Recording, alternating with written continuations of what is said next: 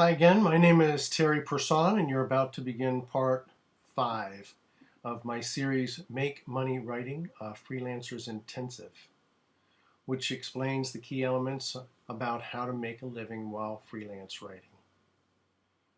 Per earlier episodes, you already know I've been freelancing for a living for over 15 years, and that I've worked on both sides of the desk, acquisitions and freelancing. You can always find out more about that in part 1. So let's just get going. This episode is basically about the basic article elements. Now I'm going to go through all these elements and just keep notes. I do have a download that you can get later, but at the beginning here, I'm going to start with descriptive headline. So try to produce a headline that tells the reader what the article is about. Using cute phrasing or abstract ideas doesn't attract a reader into a piece at all. Today, readers want to know what they're in for long before they relinquish the time and the attention it takes to read a piece. So, a descriptive headline, something like measurement equipment validates race car components. That gives you an idea what the article is about. Or laser sintering used to build electric motorcycle. Again, you know what's going on with the headline. These are very helpful. This is what gets somebody to at least stop and look at what's going on. The second component is the informative deck. So underneath the headline, that little piece that you often see that's in italics or something like that, or it's just off to the side of a photo, that's called the deck. This is your hook. This is the time that you get to give a little bit more information than the headline, but also it's not everything that's in the full article. So make sure it's focused on the particular reader you're trying to attract. Don't do a general kind of deck if you're trying to attract a specific type of reader. So some decks like this might read like, let's see, industrial design competitions are reaching out to more engineers than ever before. And with the latest technology, it's easier than ever to produce a physical model. That gives you an idea what that article is about, a little bit further than a head might do. Something else might be there's a lot of job functions within a company that require access to CAD drawings, but don't require the stringent capabilities of expensive CAD design tools. Again, you know that we're going to be talking about design tools that maybe aren't so expensive, even for your design engineers to use. This is the deck. Very important part of the article. The next part is the full body copy. This is what we've been talking about all along here. This is your article. This is the article that you wrote. Note that a typical page in a print magazine, 7x10 magazine, runs about 600 words with one photo. So if you want to do a 2 or 3 page article, you just multiply that times the 600 words and a piece of art, and you have an idea of how many words you need to do.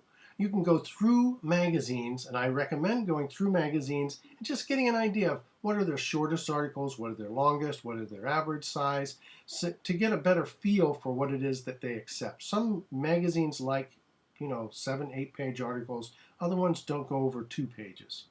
Know the magazine. Let's see.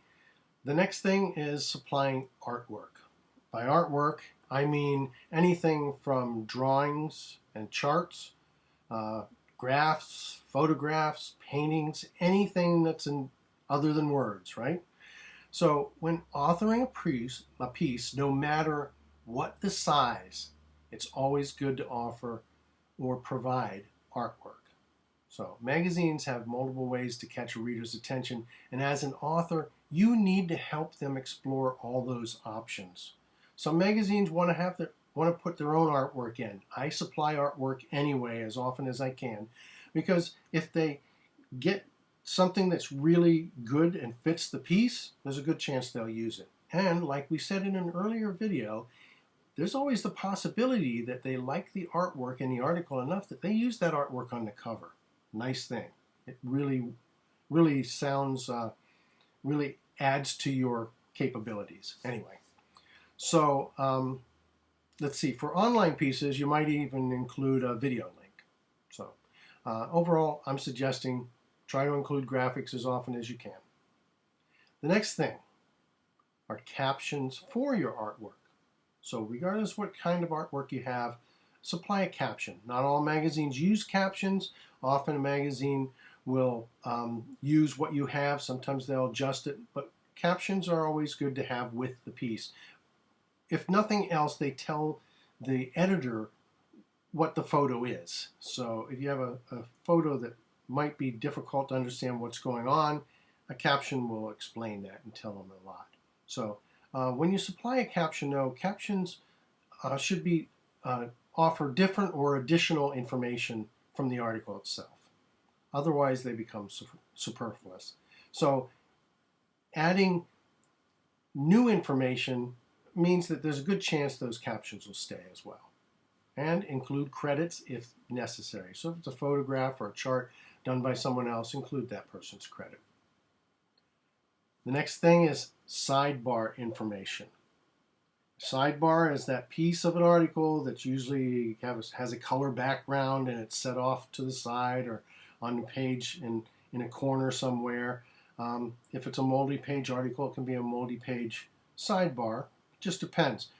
Most sidebars are a lot less than the article. So if you have a 1,000-word article, a sidebar might only be a couple hundred words, 300 or 400 words. It could be a 2 or 3 page article. You can have a 500 or 600 word sidebar that kind of goes from page to page. It just depends on what the magazine does. But sidebars are important information. So if any part of the article that you've written can be segmented out for more detail, specifically to something important or someone important, then that's what you do. You create that sidebar on that particular thing. So if you're talking to a group of people about some kind of technology and the advancements of technology, and one of those people have done something special, you can put that aside as a sidebar. Or if there's a technology that's kind of breezed over, but just part of the mix, you can go deeper into a particular technology. You can do this with any kind of magazine. So sidebar information is really great to have. Send it in with the article.